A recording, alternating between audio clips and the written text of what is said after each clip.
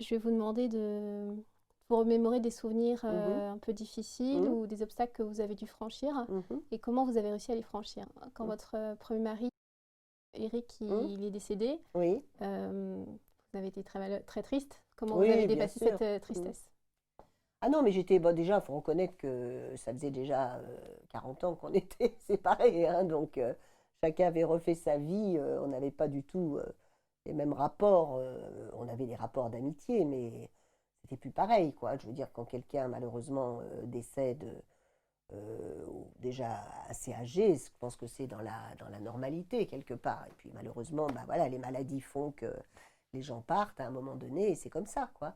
Mais moi, en plus, comme je considère au contraire la mort comme une délivrance pour beaucoup de gens, surtout des gens atteints de cancer ou autres, je pense que je leur souhaite de partir vraiment le plus vite possible. Ça ne sert à rien de s'accrocher, on sait bien que c'est inéluctable. Et voilà, donc moi c'était affreux, mais je me suis dit qu'Eric soit parti comme ça, c'était ce qui pouvait lui arriver de mieux, quoi. Il n'allait pas traîner comme des gens qui restent longtemps malades, c'est épouvantable, quoi. De pas, surtout des gens qui ont été, pareil, actifs, très, très, très branchés sur plein de trucs, et tout d'un coup, qu'il n'y a plus tout ça, quoi. C'est épouvantable. Donc à ce moment-là, non, non, il faut mettre le haut là à tout ça.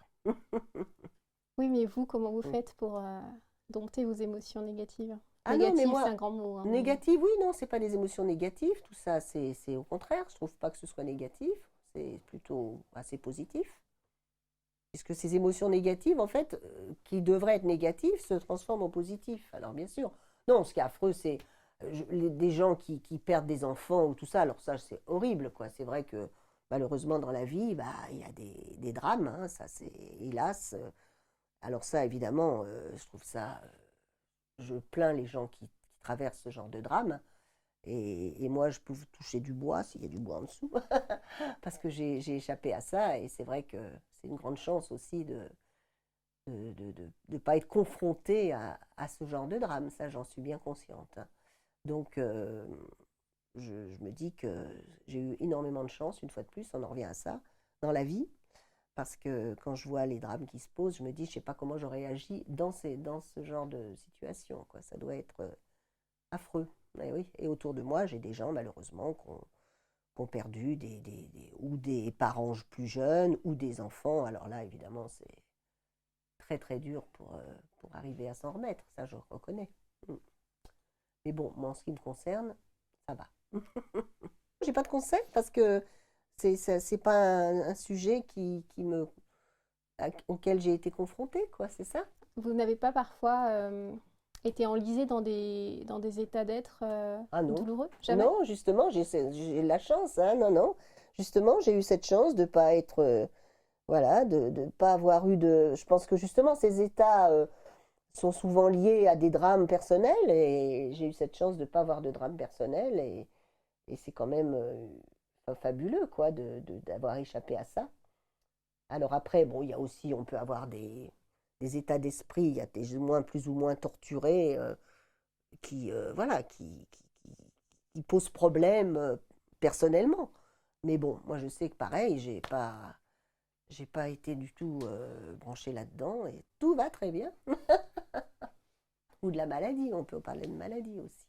Et est-ce que vous êtes d'accord sur le fait qu'il faudrait observer ses pensées, ses émotions pour prendre la distance avec et moins les subir quand elles sont Ah, bah après, trop c'est à douloureuses? chacun justement de gérer Voilà, après une question de caractère, beaucoup, il y a des gens plus ou moins renfermés, plus ou moins expansifs, et c'est à chacun après voilà, de trouver le bon chemin, disons, c'est ça. Mais bon, c'est très personnel tout ça. Donc voilà, c'est à chacun de gérer au mieux tout ce qu'on peut vivre dans la vie. Et c'est pas non plus évident, hein, du tout, du tout. Est-ce que vous Ouais. méditez? Alors j'ai tenté de méditer, j'ai même fait un stage de méditation et je suis navrée parce que je n'arrive pas à méditer, c'est affreux. Pourtant, c'est pas faute de m'avoir, de m'être enfin, penchée sur la question et d'avoir eu des gens très compétents en la matière, mais c'est quelque chose qui m'est assez difficile.